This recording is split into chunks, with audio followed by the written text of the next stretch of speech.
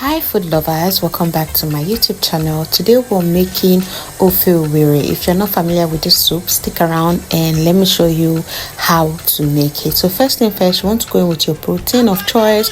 I'm using goat meat and I'm going to be blending this pepper mixture that I showed you guys earlier on the video. We have red and yellow scotch bonnet pepper and some onions. Give that a mix and allow that cook in the protein without adding water.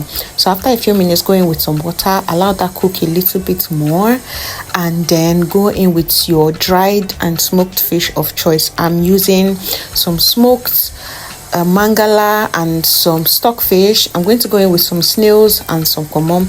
See, be free to use whatever protein you want to use for this soup. It is extremely important that you use a lot actually, because that is what Ofe Owerri is known for. So I'm going to add some crayfish. Be very generous with your crayfish. I'll cover that up, allow it cook for a few minutes, and then I'm going to go in with some palm oil. After adding palm oil, I'm going to add some water because I wanted it to have a little more loose texture. And then I'm going to go in with some ogiri.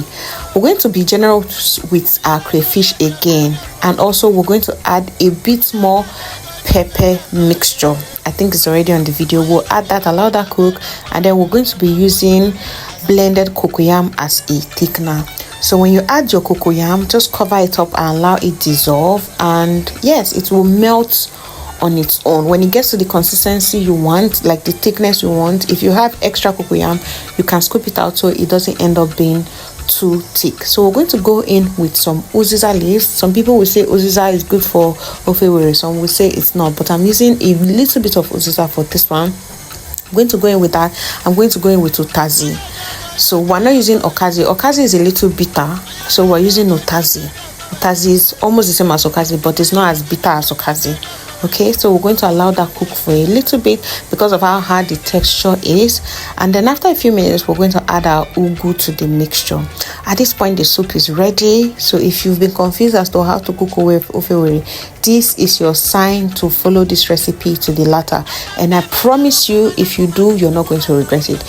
Adjust your seasoning however way you want, because honestly the seasoning we added was the one we used in boiling the meat, so just adjust it so it tastes proper.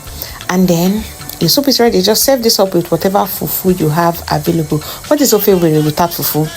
Pair that up with your favorite fufu and come and thank me in the comment section. See how beautifully made the soup is. Try it and thank me. Thank you for watching. I'll see you in my next video. Bye.